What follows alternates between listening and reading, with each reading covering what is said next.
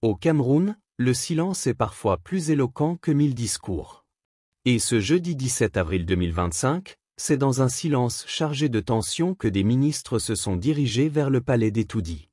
Convoqués, non pour un conseil de crise, ni pour une séance de travail sur la sécurité nationale, mais pour une réunion sur un monument. Oui, un monument en l'honneur du président Paul Biya. Un chef d'État au pouvoir depuis plus de 4 décennies. Une figure qui incarne, à la fois, la stabilité et la stagnation, selon qu'on écoute les uns ou les autres. Ce rassemblement ministériel, dirigé par le très stratégique directeur du cabinet civil, Samuel Mvondo Ayolo, intrigue. Pourquoi cette réunion maintenant? À quelques mois d'élections présidentielles cruciales? Pourquoi autour d'un projet aussi symbolique qu'un monument? Un proverbe du centre dit: quand la panthère commence à rôder en plein jour, même les fourmis se mettent à courir. Et en politique camerounaise, les gestes les plus anodins peuvent cacher les intentions les plus complexes. Bienvenue dans ce reportage signé CTV, où nous allons, sans peur ni flatterie, décortiquer cet événement mystérieux. Car parfois, une statue en construction peut en dire plus sur la solidité d'un régime que 1000 discours officiels.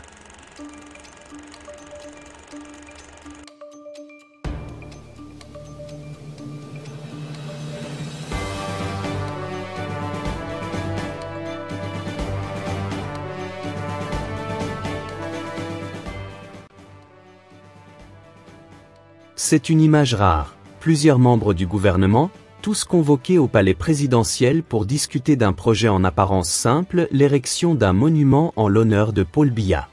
Mais ce que beaucoup ne voient pas, c'est que cette réunion sort des cadres habituels. Elle ne vient pas du Premier ministre Joseph Dion-Gut, comme le veut la tradition gouvernementale, mais directement de Samuel Mvondo Ayolo. Une autorité parallèle? Une manœuvre de coulisses? En tout cas, la hiérarchie constitutionnelle semble contournée, et cela soulève une première leçon de gouvernance pour les citoyens. Dans une république, les institutions doivent fonctionner de manière claire, transparente et respectueuse de la séparation des pouvoirs. Ce n'est pas qu'une affaire de protocole, mais de démocratie. Vous êtes sur CTV. À première vue, construire un monument pour célébrer un président peut sembler légitime. Mais quand l'éducation manque de moyens, que les hôpitaux pleurent leur budget, que les jeunes sont livrés au chômage, l'élévation d'une statue devient un message politique fort, celui des priorités du pouvoir. Plusieurs Camerounais l'ont exprimé avec ironie sur les réseaux sociaux. On nous parle de marbre pendant qu'on cuisine sans huile. Ou encore, donnez-nous un pays en béton avant de couler votre bronze.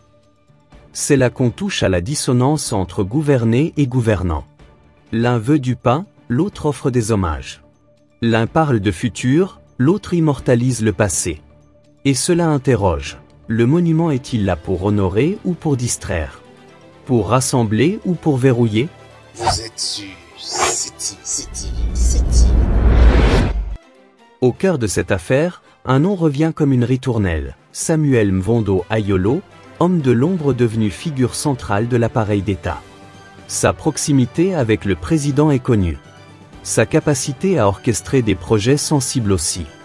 Mais aujourd'hui, son nom est éclaboussé.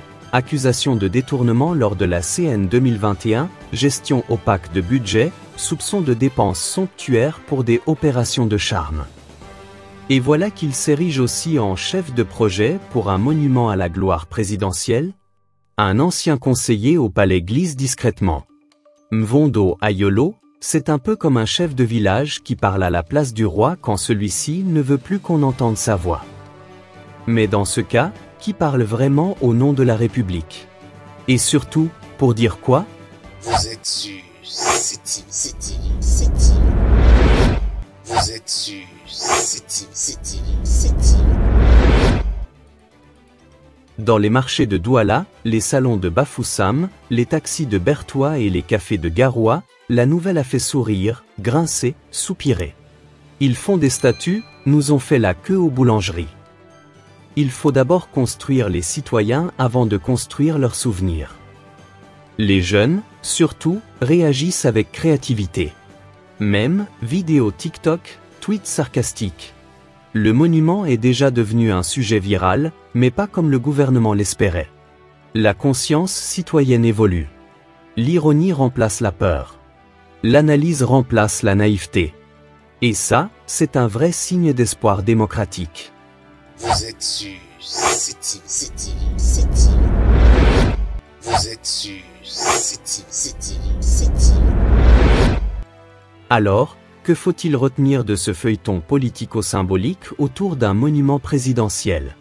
Ce n'est pas une simple affaire de béton. C'est une affaire de message, de stratégie, de lutte d'influence, d'image publique, et peut-être même de transition silencieuse. Dans un pays où le silence du président devient une politique en soi, chaque pierre posée, chaque convocation inhabituelle, chaque décision hors cadre mérite une lecture attentive.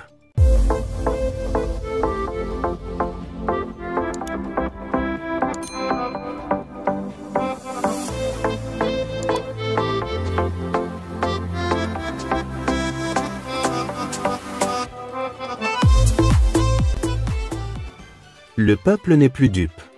Il observe. Il parle. Il compare. Et surtout, il attend. Il attend non pas une statue, mais une vision. Non pas un monument, mais un mouvement. Non pas une convocation de façade, mais une concertation réelle pour l'avenir du pays. Un proverbe Ewondo conclut avec sagesse. Le léopard peut peindre ses taches, mais il ne changera jamais de peau.